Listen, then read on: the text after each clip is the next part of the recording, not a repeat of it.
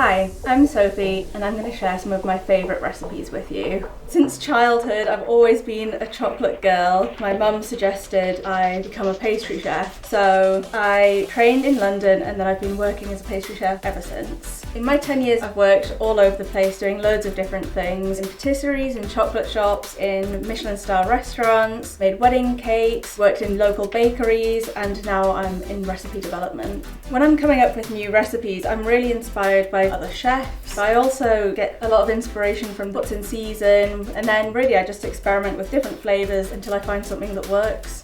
I'm making a lemon bundt cake. For this recipe I'm using whole lemons, so there's zero wastage, all of the lemon is used. I'm just going to cut them into quarters and pick out any of the little seeds. I'm also going to add the tops and the bottoms from the one where we just used the peel. I've also got the boiled peel, and I'm going to save half of this for decoration, and then we'll save the juice for soaking the cake with later. So now I'm going to add my olive oil, my eggs, and my sugar. And I'm going to blend it until I get a really nice smooth puree. And now I'm going to add my almonds, flour and baking powder.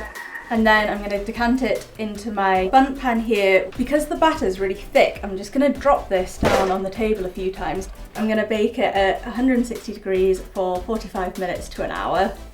While the lemon cake's baking, I'm going to make a syrup we're going to use to soak the cake. I'm just going to combine sugar and water in a pan and bring it to a boil. And I'm going to slice our bits of boiled lemon peel. I'm going to add the chopped lemon peel to our syrup, and then I'm just going to leave it simmering until the peel is completely clear, and that's how you know it's ready. And then we're going to add the lemon juice from the lemons that we saved. And we're just going to leave the lemon zest to sit until we're ready to soak the cake. I'm now going to make the white chocolate and olive oil ganache for the top of the lemon cake. I'm using a really good quality olive oil. I'm just going to combine the white chocolate and the cream in a bowl. And I'm just going to warm them slightly in the microwave. And once there's no lumps of chocolate, I'm going to add in the olive oil. And I'm just going to let that sit for a couple of minutes to cool down slightly until it's the perfect pouring consistency for the cake. Now the cake's baked, we want to turn it out while it's still warm.